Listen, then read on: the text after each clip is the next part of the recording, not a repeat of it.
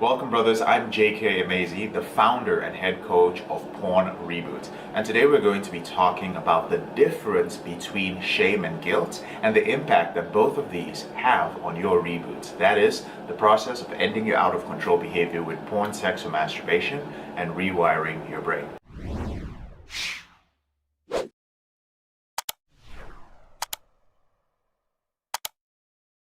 Now, one of the things that you are struggling with when it comes to your behavior with pornography and masturbation is shame and guilt. But if you don't know the difference between both of them or the impact that they have on your reboot, then it's going to be rather challenging to use any techniques or coping strategies which you learn in your journey to end your out of control behavior. One of the things that I realized, or what happened to me personally when I was addicted, is that I would tell myself that I wasn't going to do something, and I would tell myself that I wasn't the type of person who slipped, who was addicted to pornography as an adult. I mean, I was in my early 20s and I was still jerking off as if I was 14, 15 years old.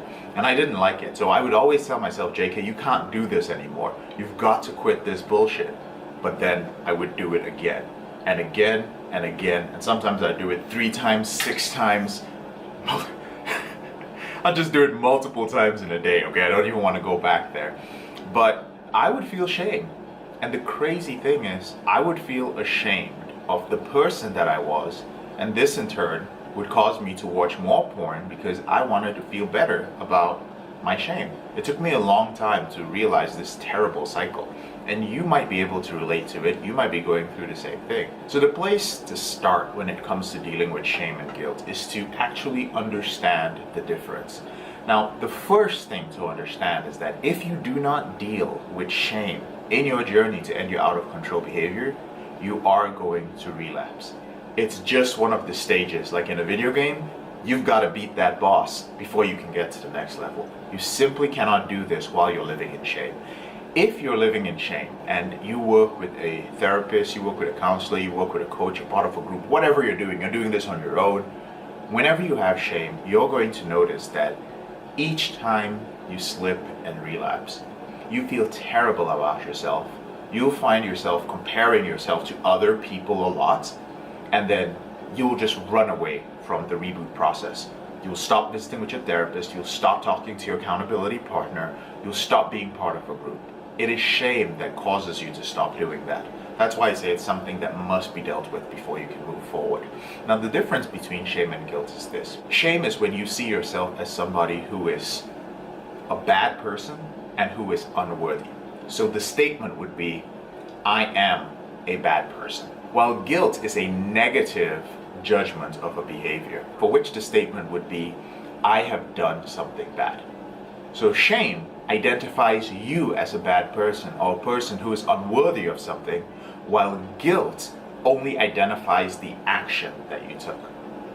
Why is this important? This is important because shame actually makes your behavior worse because it is who you are. You identify as a person who is bad and unworthy. And if you are unworthy, then you are unworthy of rebooting. You are unworthy of having the right accountability partner. You are unworthy of this wife, this girlfriend, this wonderful person who is in your life. You are unworthy of being in a group with other like-minded men. You feel unworthy of everything. How are you going to move forward when you yourself believe that you cannot move forward? That is shame. But here's the thing with guilt. We all think that guilt is something negative. But the thing about guilt is that you are dissociated from the thing that you did. And what that means is you know you did something, but you don't necessarily identify as a bad person. You could very well be thinking, I'm a good person or I'm an okay person, but sometimes I do bad things. The beauty of guilt is that guilt can be a great motivator for you to end your behavior. It is the guilt of being a good person to your wife and to your partner, or to your community, or to whomever you are leading. And they know you're a good person, and they keep highlighting all your positive aspects. And so you tell yourself, everybody thinks that I'm a good person. Everyone assumes that I'm a worthy person. And you know what? I am. But I feel bad because I am undermining their belief in me. I keep doing this thing which is bad and this thing which is unworthy of the belief and trust that you're putting into me. And so there's a motivation to change so that you can identify more with the good part of yourself. But if you don't change and you remain in guilt for a long period of time, all those layers of guilt end up becoming shame. And then it goes from, I'm a person who did something bad, to, I'm just a bad person. And that is why it is so critical that you end your behavior with pornography. If you're out there and you're still trying to do this on your own and you're feeling guilty, over the years, whether you like it or not, that guilt will eventually transform to shame. And then you're going to spend your life as a person feeling that he's unworthy, because this is going to spill into every area of your life. You're going to feel unworthy for your kids. You're going to feel unworthy of chasing your dreams. You're going to feel unworthy of the relationship that you're in. That is no way to live your life. And in fact, it becomes a little bit more convoluted when you start looking for a solution. You're like, why is it that I can't accomplish my goals? Why is it I can't do this and I can't do that? Then you go sit down with a therapist. You go sit down with somebody to help you. And they start trying to help you, but you never tell them that you have an out-of-control behavior with pornography. You keep talking about all these different things that you're struggling with, your childhood, the root cause, when the only problem is that you have a lot of shame, and your shame is holding you back. This is how men spend years, spend thousands of dollars, and just waste time because they don't know about shame, and they don't know how guilt can transform itself into shame. Now here's something interesting from the perspective of a reboot coach. I've been working with men for the past 9 years to help them end out of control behavior with porn, sex, and masturbation. And one of the interesting things that I found out is that most men, you may think that shame has to do with something moral or it has to do with something ethical. But on the contrary, I found out that for most men just don't have any ethical or moral issues with what they've done. They don't really have a deep moral issue with stepping out on their relationship and having sex with another woman outside of that relationship. They don't really have an ethical issue with watching pornography all the time and then going to church on Sunday and preaching the gospel, right? Or whatever the case may be. Right? They have no problem with that. But their shame comes from prioritizing their behavior with pornography, sex, or masturbation over the other commitments they have.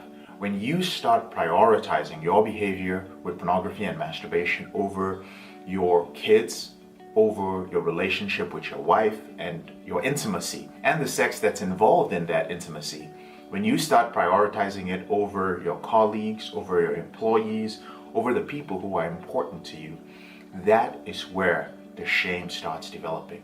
And the more addicted you get, and as you start going up the different levels of addiction, the deeper your shame becomes. So there are two simple solutions to this, and this is how I ended up dealing with my shame. And this is the same way that I help my clients deal with shame. The first thing we do is we explore your negative core beliefs. There are certain beliefs which are causing you to believe that you are a bad person and that you are an unworthy person. And you may often hear me say something like, you've got to shine a light on your shame. When you shine a light on your shame, it reduces, and this is how you can move forward in your reboot. Well, that involves identifying what these beliefs are. That's the first thing. The second thing is, in some cases, there's a lot of shame that has been with you for many years that has nothing to do with your behavior with pornography. Maybe a shame that was induced when you were a child. Maybe it was shame that was induced when you were a teenager or early in your adulthood. Personally, there were some things that happened to me as a child, and I carried the shame with me for many years. So it was particularly challenging for me to identify those beliefs. It actually took many years. So what I did instead was that I reframed the shame as guilt. And this is another way to deal with shame, which is really deep-rooted. What these two steps do ultimately is they make the reboot process a choice instead of an obligation. And what that means is that a lot of men feel that rebooting is something that they have to do. They feel like, man, I have to do this in order to improve my life. And it's an obligation because you see so many obstacles in front of you. And you don't even know what these obstacles are. You don't know whether these things are your self-esteem. You don't know whether they are shame. You don't know whether there was some unresolved issue in your past. And so the whole process just becomes a drag. And I don't believe that that's what it should be. I believe that rebooting is something that happens to people in different areas of their life. It just so happens that yours is happening in the area of your sexual life. This is life. Life isn't supposed to be a fun experience all the time. The reboot process, is an experience, and it has its ups and its downs. So you don't want to feel obligated to it. You want to feel that you actually have a choice to do this. Like, I could do it if I wanted to, or I could not do it if I want to. So the purpose of these two different approaches ultimately is to take you from a place where rebooting stops being an obligation. It's an obligation when you feel that you are absolutely trapped. And you feel trapped when your shame has caused you to identify as a person who is bad. And you feel that, man, I need to stop being a person who is bad in order to change every aspect of my life. And that's very challenging. That's like looking up a huge mountain. But when you can identify certain negative beliefs, you can explore them, identify them, change them. When you can reframe some of your shame into guilt instead, which is where you stop identifying with the shameful thing and you just start realizing that, you know what, maybe I did something bad, right? That's a possibility, and the different ways that we can explore that. But now it stops being an obligation. The reboot process becomes a choice. And you don't want to feel like you're a prisoner, not to your addiction, and certainly not to the recovery process, right?